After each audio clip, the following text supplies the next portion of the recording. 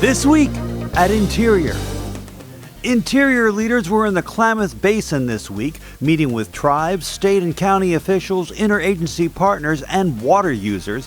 They discussed how investments from President Biden's Bipartisan Infrastructure Law will advance near and long-term solutions related to drought impacts, while protecting and conserving species and their habitats in the region. The Klamath Basin has met unprecedented challenges over the past 20 years due to ongoing drought conditions, limited water supply, and diverse needs.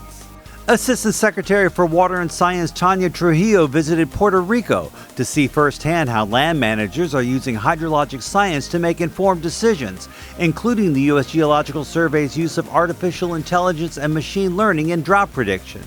She also met with students from the University of Puerto Rico to see how the federal-state partnership provides training for scientists and engineers to conduct research that aids in the resolution of water problems.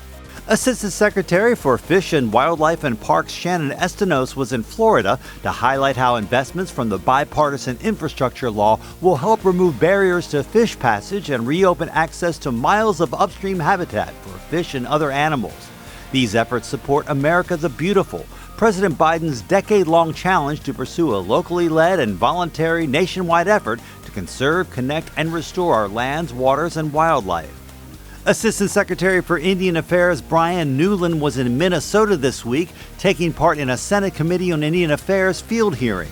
During that hearing, he highlighted how the infrastructure law is benefiting Native communities, investing more than $13 billion in dams, irrigation projects, drinking water and sanitation projects, water rights settlements, climate adaptation and ecosystem restoration projects, and more. Interior this week celebrated an historic agreement with the Onondaga Nation and the state of New York to return over 1,000 acres of the tribe's traditional homeland. That land is located in central New York's Tully Valley and will include provisions to protect wetlands, streams, and other sensitive fish and wildlife habitat, while also supporting outdoor recreational and educational uses and public access. It was a celebration of LGBTQ+ pride, as National Park Service Director Chuck Sams helped launch the new STONEWALL National Monument Visitor Center in New York City. It was this week in June 1969 when patrons at the Stonewall Inn fought back against harassment and prejudice to help inspire a worldwide movement for queer rights and equality, now commemorated every year during Pride Month. Yellowstone National Park is welcoming visitors back to the South Loop of the park this week, using a system that allows visitor access based on odd or even license plate numbers. While visitors are already returning to explore features in the southern section of the park like Old Faithful, park crews are working hard to reopen the North Loop to visitors, following historic flooding in June. The National Interagency Fire Center's Fire Management Board this week recognized July 2nd as National Wildland Firefighter Day.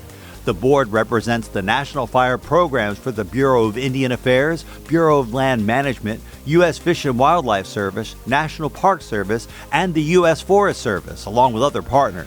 The board acknowledged the dedicated men and women who work to protect communities, private property, and public lands in increasingly challenging conditions.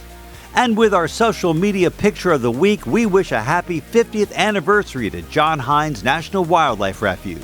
A treasured green space nestled within the city of Philadelphia, John Hines was America's first urban wildlife refuge, serving as a model of what it looks like to create inclusive spaces that all people can access.